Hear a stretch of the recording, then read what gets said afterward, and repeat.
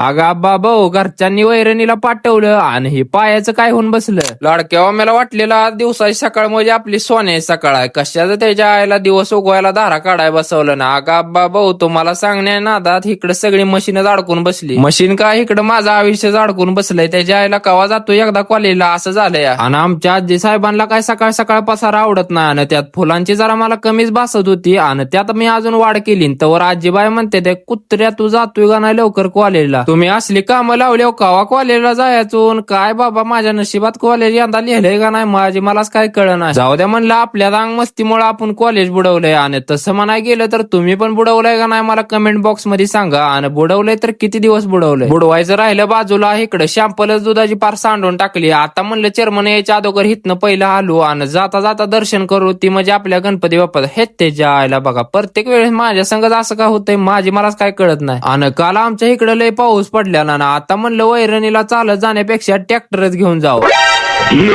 गंगेला फणाची सोडली आणि पहिलं म्हणलं स्टार्टर हाणायच्या अगोदर टेप चालू करून घेऊ. म्हणजे एकटं कसं वाटत नाही हो ट्रॅक्टर चालवताना. इथूळपर्यंत तुम्ही खरा इंजिनियर कुठं बघितलेला. कसा आहे पॅन्टीचा बरमुडा.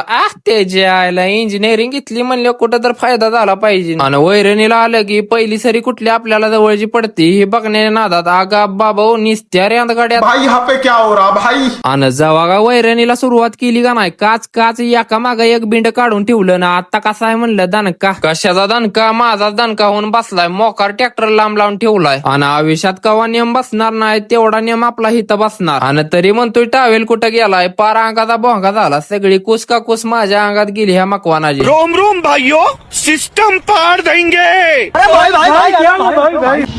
आणि आमच्या आई साहेब पण लय चालू आहे. त्या मला म्हणल्या इकडे जरा मदत कर म्हणजे पुण्य लागतं. मी म्हणलं जन्माला आल्यापासूनच पुण्य लागलंय आपल्या घराला. आणि घरी आल्यावर बॉस म्हणतोय हे कुत्र्यासारखा अवतार कोण करून आलाय. का बाबा म्हणलं आजी साहेब तुमचाच नातू आहे म्हणलं लाडका.